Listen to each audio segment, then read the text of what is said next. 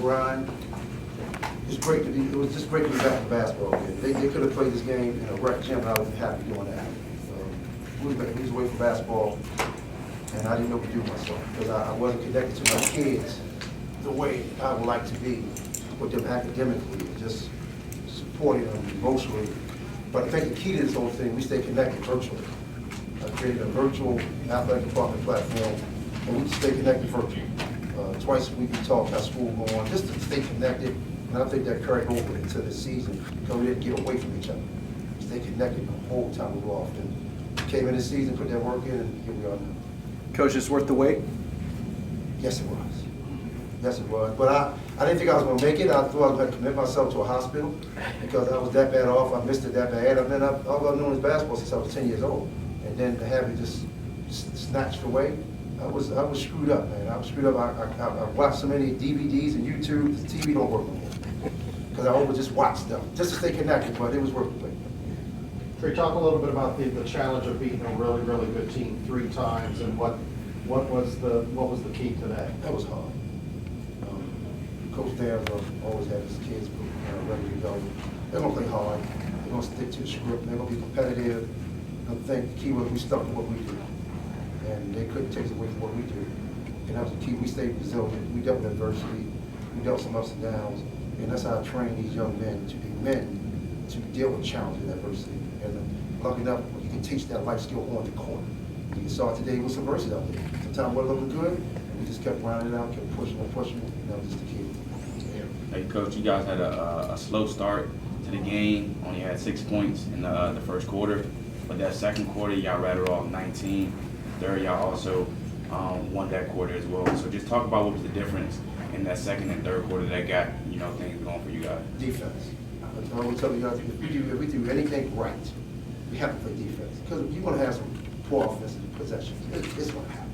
I mean, just a dream game is 4 great quarters of offense. That's a dream game. But you got to be prepared when you have those moments when you're not scoring like you would like to. You still got to get stops.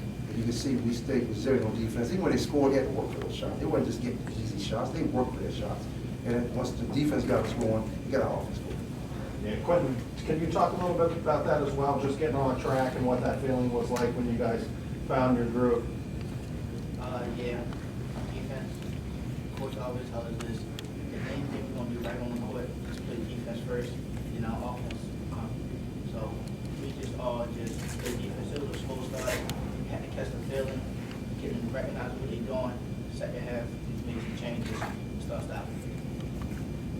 Yeah, talk about that, Miles. Just like you said, you guys were down 4-6, and I thought one of the keys when she was here was Jalen hit up a 3-pointer, and at that point you guys got to it. Kind of talk about that. Yeah, we trust our shooters to shoot when the opportunity comes, but just like Lisa already said, when our defense picks up, it changes the momentum of the whole game, like from all aspects, we rebound better. Every offense will actually be 10 times better after we start. Still trap it down, play defense. So when we drive, we see our shooters, we trust them to make the shot. Yeah, follow up on Chris. Talk about that coming back from defense. I feel like once our defense started, we just started to click more. We started to have a feel more for the game. So once our defense started, we trusted all of our guys. We trusted every single person on our team. So we just got to keep it flowing. Coach, when Christopher fouled out, how did the game change for you guys? You seen that this made a run? Having them out on the floor is a major difference. Luckily enough, there wasn't a lot of time with him being on the floor. I think we've been in trouble with a lot of time with him being on the floor because he brings so much just leadership, defensively. You see he rebounds, he just go get it. Like he don't wait, he just snatch it off the top of the box. Everybody just can't do that. Lucky enough, we had some guys. That's why we have a team that can step up and fill a void. And those guys saw him go out, but you guys weren't on the sideline. He was still engaged in the game. That's the key. He did not foul out and sit down and cross his legs and whine. He was totally still engaged in the game from the bench as if he was in the game. And that helps his teammates keep going and give them belief in each other. Anybody part of the previous title, 2019? Kyle Warren Hoggett, number 23. Yeah. This is his third state championship because he played JV he played with us for 3 years. I mean, he played varsity for 4 years. Yeah. Yeah. Miles, just talk a little bit about this journey and this year and how special it was, just everything you guys had to deal with COVID and this and that, and then here you guys are doing what Lake Clifton has been doing for a long time. Right, for all of us, except for Kyle Warren, COVID hit us hard. So we didn't get to play last year. Our first varsity season is this year. So we all had to get used to how everything works up in varsity, playoffs, and playoffs are new to all of us, except for Kyle Warren and coach. So we had and coach for youth all those things. We had to overcome a lot of things that we never seen before. So we knew we had to stick together. We all out here fighting for our own personal things, and then we know if we play together, everybody gets what they want. So it worked out for us. Coach, tri-state titles, one title in each classification, which has never been done. 5 or 6. 7? No, what's the 6? You guys have 7. The 7th and 6th that I've coached. Where does this rank at with all your accomplishments? It probably, with the situation returning from and dealt with, returning from COVID, dealing with COVID, we were lucky enough that no one got sick. We all fully vaccinated, which you know it doesn't guarantee you to be protected. To return from not playing COVID, to play during COVID, on top of dealing with your competitors, that's a lot to deal with. That's a whole lot to deal with. And try to get young men to deal with, this may be at the top because of the circumstances. Coach Tree, I've seen Vegas games throughout this run this year. Appreciate you. No problem, and it's been a fun journey to watch.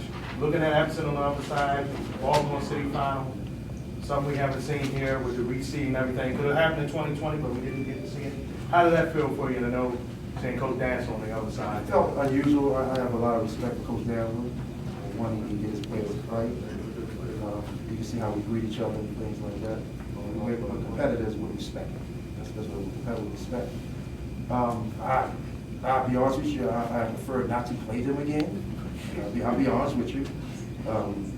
But it happened, and we just put our heads together as a group, and we figured out how we get through them again.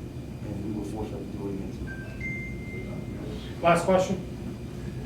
Coach, I just want to say, man, it was just good seeing Coach back on the sideline with you because I know emotionally you having them over there, the energy, it just flows, That's another part of the season. A lot of you don't know, my long-time assistant coach, Stephen Hill, had a stroke when COVID first started in October. He wasn't going to make it, but he made it through. Of course, he had damage because of the stroke. But we've been blessed. Like basketball serves, it's like a pill. It's medicine. And he came to practice every day this year. Came to all our home games. I didn't want to take him on the road too much because sometimes you never know what's going on, but you got to try to take care of him. But he came to every home game, and it was medicine for him. He came to every practice, and he coached a lot of these guys 2 years ago on JV. So they were his babies. Like he coached them 2 years ago on JV. But just to have this basketball season be uplifting for him, you can't put a price on. You just can't put a price on. Yeah, quick comment on that real quick. Yeah, I played with Coach Hill, Steve Hill, my freshman year. It was a blessing to see him again after he recovered from the stroke he had, and then he was there every practice. Like this year, he was there every practice and every home game. So it definitely did help me out seeing him again. Thank you, Coach. Thank you, players. Thank you, Congratulations. gentlemen. Appreciate it.